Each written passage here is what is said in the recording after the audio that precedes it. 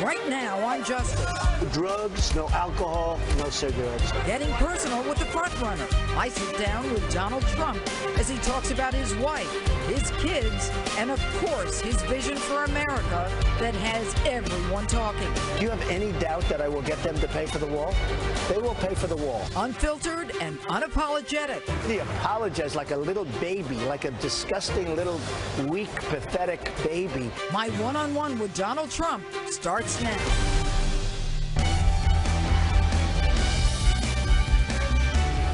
Hello and welcome to Justice. I'm Judge Jeanine Pirro. Thanks for being with us tonight.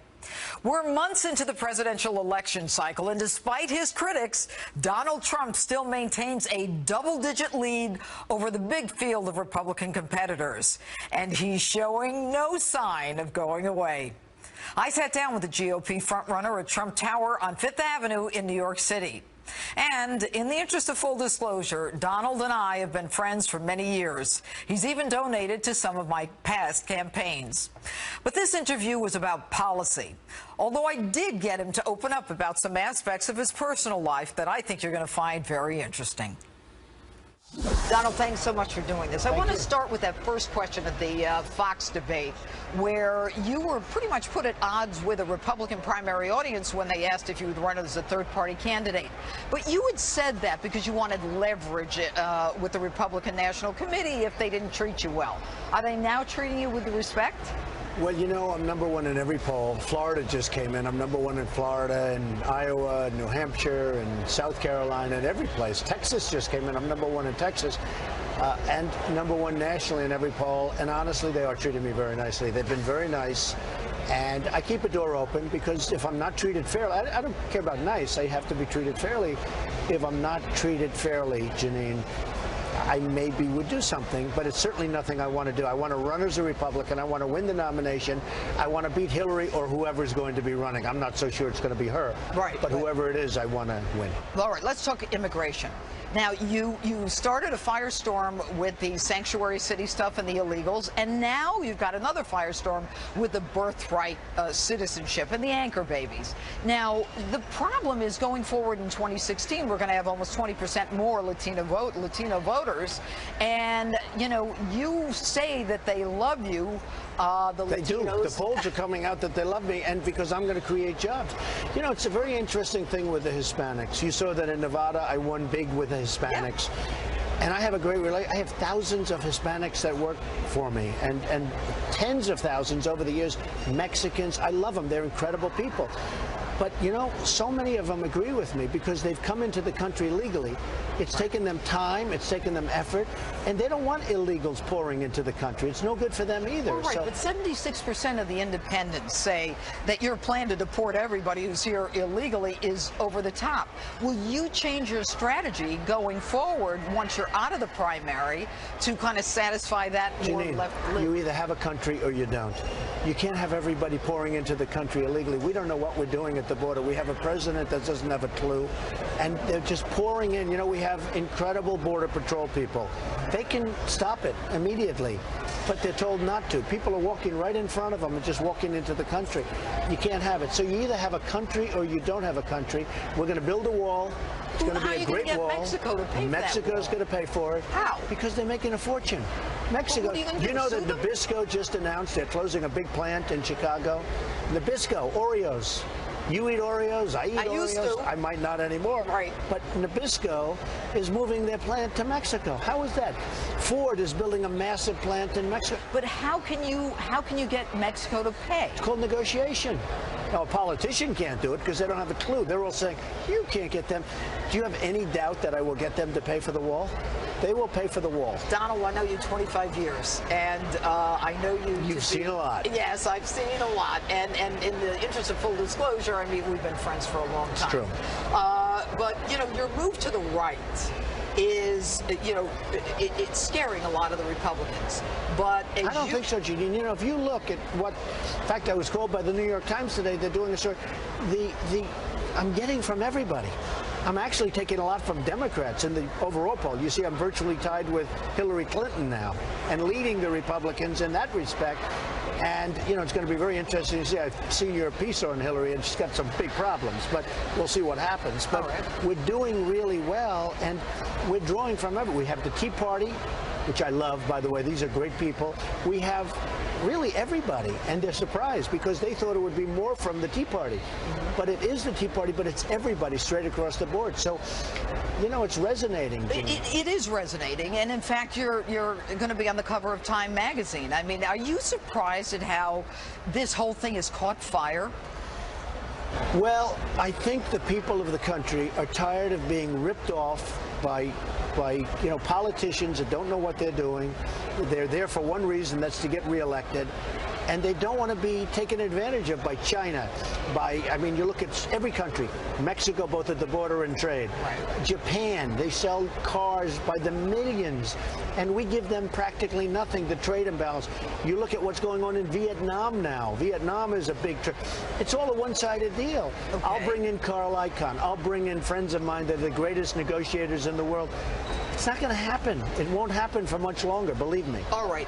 And by the way, so I'm not that surprised. Yeah, but are you concerned about the Jorge Ramoses from Univision who trash you on a regular basis as it relates to your immigration? Well, I'm suing Univision for $500 million, and part of that is some of the things he said. But, you know, I'm suing them because what they did was an incredible thing. It's so stupid. You know, I'm a very good person with a contract.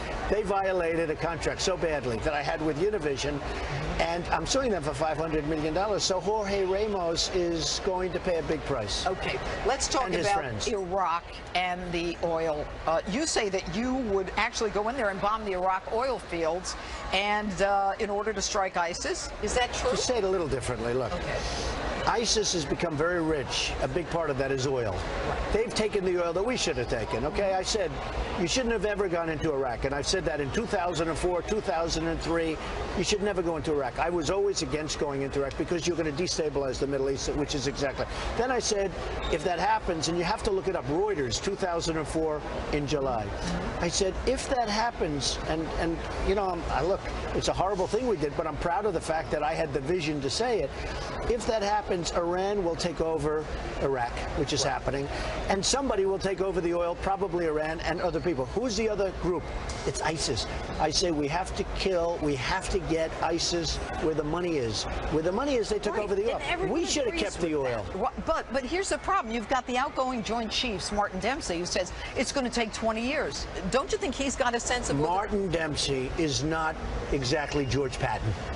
Okay, Martin Dempsey is not exactly, let's say, General Douglas MacArthur. I heard him. If you listen to him, we're going to lose to ISIS. All right? Now, we are going to be very strong. If I win, our military is going to be very strong. Our vets are going to be taken care of, which they're not now. They're treated like third-class citizens, and we're going to be a great country again. Let me ask you about the Washington Post likening you to Putin. You know, pretty much based on the fact that you're wealthy, and they talk about an ego, you know, because you say you want to make the country great again. How do you feel about that? Well, I think that Putin, frankly, is somebody I'd actually get along with. I get a lot of heat for that, I say that, but I actually think I'd get along. You know, I had a big event in Moscow about 2 years ago. I think I'd actually have a very good relationship with Putin. It's ridiculous what's happening. He hates Obama, cannot stand him, and I think Obama probably can't stand him either. But the relationships that we have all throughout the world, not only with Russia, but with everybody, is terrible. You know the amazing thing? China can't stand us, and yet they're making a fortune with us. Japan can't, and nobody likes us. And yet they're all taking advantage. We're like the big bully that loses all the time. Well, then the problem is we're really a paper tiger. But let's talk about the campaign. And you're new to politics, Donald, but the truth is that you are so on message. You are so into branding your message. Make America great again. Your hats are selling out. You know, where did you learn this discipline? I guess it's an instinct I have, but the real instinct is I know what it takes to make the country great, and people understand. You know, the public's really smart. They understand it. When the politicians, Hillary makes a mistake, they go back to their pollsters and they say, what did we say wrong? When Jeb Bush says that he's not going to help women on women's health issues, I say, I can't believe he just said that. Then they come back 3 hours later, he said he misspoke. Yeah, the word he used, he misspoke. A little too often. I mean, he's doing it all the time. They go back to their pollsters. I say it like it is. And you know what? Sometimes I say it and I say, this isn't going to be good to say, and I know that, but I'm going to say it anyway because it's the truth. And I think people want to hear the truth. Well, clearly, and it's reflected in the numbers. But let's talk about the way that you're campaigning. You're putting ads on social media, Instagram. You go after Hillary, and you know, it's a different kind of campaign. Did you come up with that yourself? Well, I'm a very modern person, actually. You know, on Twitter, like, you know, I have millions and millions of people much more than everyone. At real Donald Trump, everybody. But I have millions of people, and the message gets across. It's incredible. Facebook, Twitter, Instagram. I have many millions of people, and it's a great way to communicate. Okay, but with one particular ad, you go after Hillary. Have you, in your mind, gotten past the primary mentally, and are you now focused on Hillary? No, not at all. I want to go one step at a time. Honestly, there's 17 people that are running as Republicans. Of the 17, there are 4 or 5 that could, you know, conceivably win, I would say. I think people will start dropping out pretty soon, and you look at some of them, and, you know, the thing that I was most complimented by, the ones that attacked me are the ones that are doing the worst, which is sort of interesting. They've all gone down the tubes, which tells you something. I mean, I'm very proud of that. What do you think of the American people? I love the American people. The American people are great, but they're not allowed to do what they want to do, and they're holding back this incredible energy, this incredible country. They're holding between regulations and truly stupid leadership in Washington. They're holding back this incredible pent-up energy, and when we release it, we will be great again. All right, I want to talk about Donald Trump, the father. Most people don't look at you as a dad, but the truth is that you have 3 adult children who are incredibly successful, and unlike most or many of the kids of celebrities, they don't have any run-ins with the law. We're not talking drugs or alcohol. They come to work every day. They come to Fox occasionally without an entourage, no drama. To what do you attribute the success of your kids? Well, I have good kids. I have 5 wonderful children, and they're good students. They've all been very good students, and so in that sense, I'm lucky. I mean, or whatever it is that it takes. But they've been good students, and they love, you know, the adult children, which is Don, Ivanka, and Eric. They love what they're doing, and they do it well. Okay, but don't you give yourself some credit for that? I do, and frankly, you know, I was always very strong. No drugs, no alcohol, no cigarettes, right? I remember. No drugs, no alcohol, no cigarettes. And I've seen it where kids get stuck. Friends of mine, successful guys, in some cases very successful, and they have children that are very smart, but they're stuck on drugs or something. And you know, there's one thing I could tell the kids is, no drinking, no, I mean, of any consequence, but no drinking and no drugs. I always throw in cigarettes, because if you can avoid the cigarette, that would be a great thing. But what about you? In the 25 years that I've known you, I've never known you to drink alcohol. I don't drink. Well, I just don't drink. I never had. My brother was an alcoholic. He was an amazing guy, handsome, the most handsome guy you've ever seen. He was the life of the party, Fred. He was an incredible guy, but he died of alcoholism. And when he would be with me, he was quite a bit older than me, and he would always lecture me. He said, I don't want you to drink, no drinking. And there was a big age difference, no drinking. And it meant a lot to me. And I saw how he ended up. He had such potential, such tremendous, I mean, the most handsome, the best personality of anybody, better than me. But really, I mean, just a great guy. And alcohol destroyed him, and I've seen it destroy so many people, and I learned from him. I mean, he was a great example to me, and he worked hard on it. He would always tell me no drinking. He'd say no cigarettes too. He smoked and he drank. Who was your mentor? Who are your heroes? Well, more than anybody else, my father. He was a builder in Brooklyn and Queens, and he was a terrific negotiator, and I'd watch him, and, you know, he didn't teach me per se. He didn't say, this is the way you do it.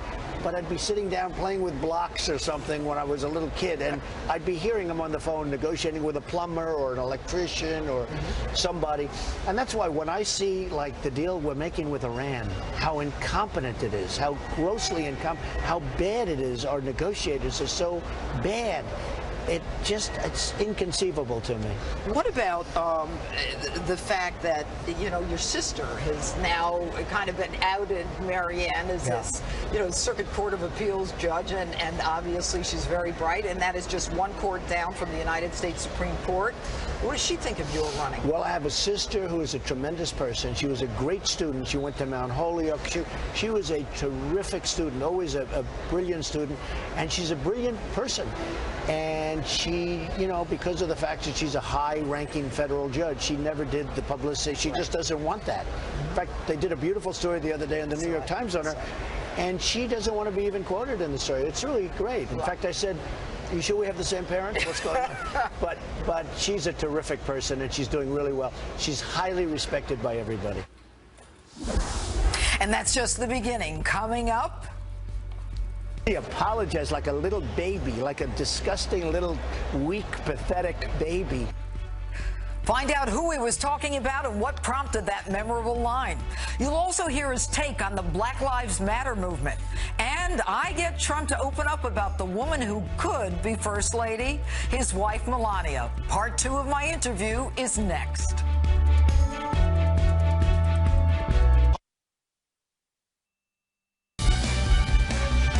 Democratic presidential candidate Martin O'Malley, when confronted last month by protesters from the group Black Lives Matter, said all lives matter. O'Malley then apologized for that comment. Take a look.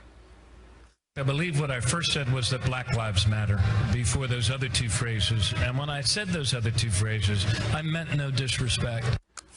The subject came up in my sit-down with Donald Trump, and you're about to watch part 2 of that interview, where we talk about the Black Lives Matter movement, as well as the hectic, busy life of a presidential candidate. You are everywhere. You don't look tired.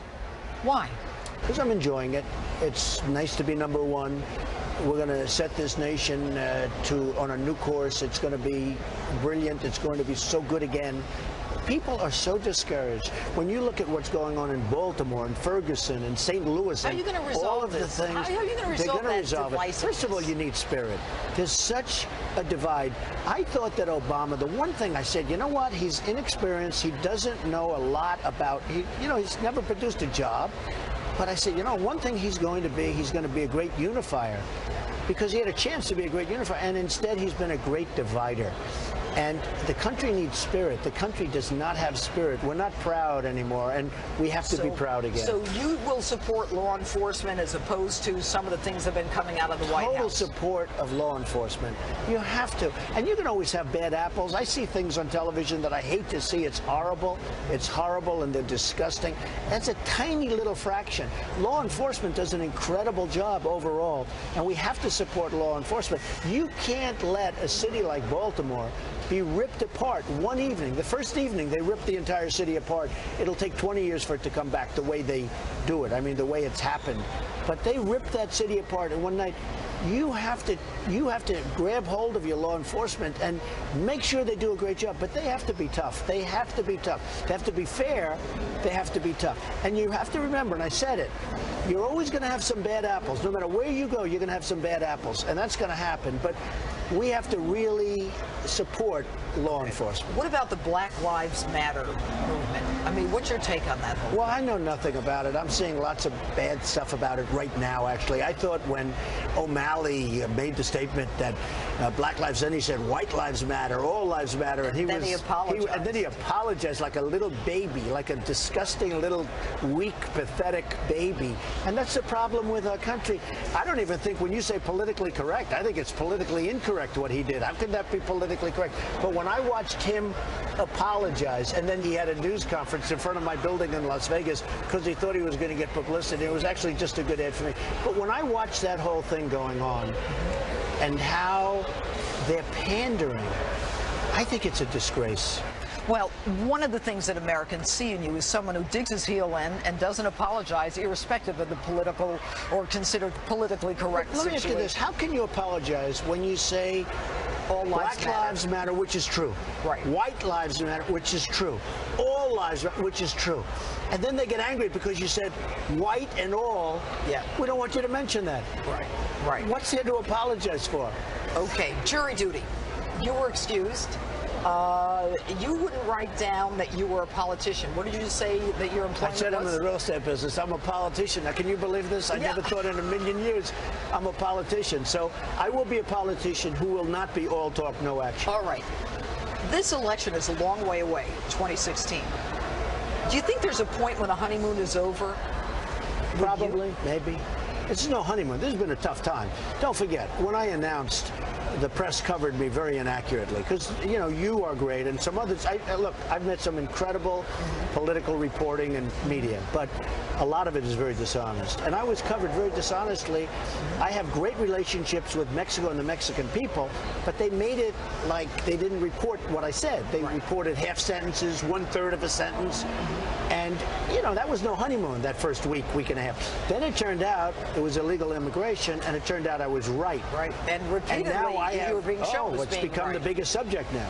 I asked my Facebook followers what question they would put to you, and they said, ask Mr. Trump how he's going to deal with Congress. If he doesn't like them, is he going to just say, you're fired? No, I'm not going to do that. I know many of these people. I've been dealing with them for many years. You know that. You know I've been a very political person. And I've been, frankly, if you can deal in New York City politics, you can probably deal anywhere in the world. I have huge, massive developments approved going through New York City zoning where I have to deal with people that are, to put it mildly, very difficult. But I've been in politics all my life for a long time, for many years. And it's leadership. You have to get people to do, you know, Ronald Reagan got along with Tip O'Neill. They were total opposites, but they had this great relationship in a certain way. They got things done.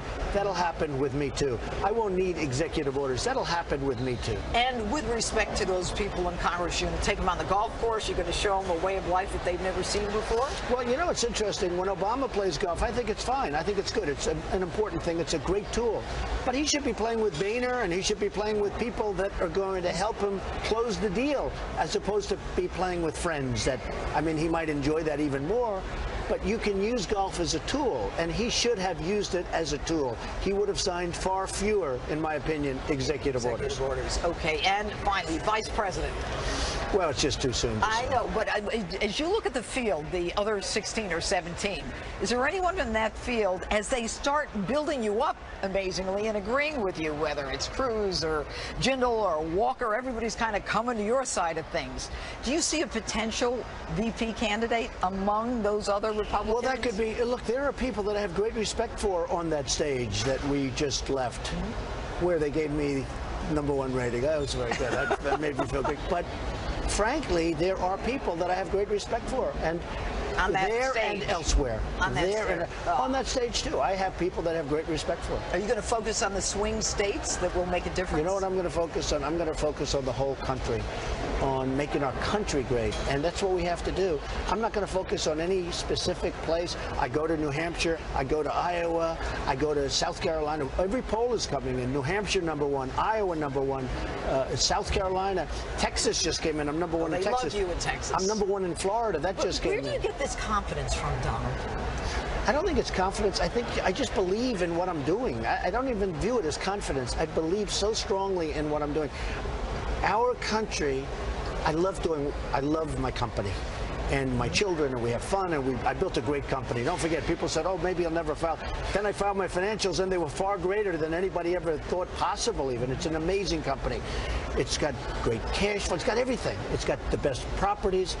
But you know, there's something much more important going on, and that's the country. And I just think I'm going to do a great job. And when you say confidence, I don't think it's confidence. I just believe in what I'm saying. And we can turn this country around. We can create jobs. You know, we have 93 million people unemployed. You know, it's a phony statistic when they say 5.4%. Right. We have 93 million. We have millions and millions of people on food stamps, and just a terrible situation going on in this country. It's a phony reporting system where they can say 5.4. You know, it could be 40%. The actual number could be actually 40%, and nobody wants to report it. I actually saw a report that said 42%. I always say 20, 21% unemployment. We can turn that. We can take the jobs back from China. We can take the jobs back from Japan, from Mexico. Nabisco shouldn't be moving to Mexico. They should be building a new plant somewhere in our country. Big question. Melania. She is beautiful. She's classy. She's stunning. I know her. When is America going to get a real look at Melania? And, you know, she's an incredibly She's a tremendous person. woman. Yeah, she's a tremendous person. She was a very successful person, and she will be an amazing first. I've heard people say, you know, I don't care if you're president, but she has to be first lady, which is sort of an interesting little statement to make. But well, she will there be, it is, a man benefiting by the woman that he's with. But she is a beautiful person, but she's a beautiful person in the heart. She cares tremendously about women's health issues. She has just a great, you know her very well. Yeah. I mean, she's a tremendous person. People will love her when they get to know her. My thanks to GOP presidential candidate Donald Trump for a very revealing interview. And next we talk about it with former Senator Scott Brown, and then Sheriff David Clark, his take on Trump's comments on the Black Lives Matter movement and policing in America.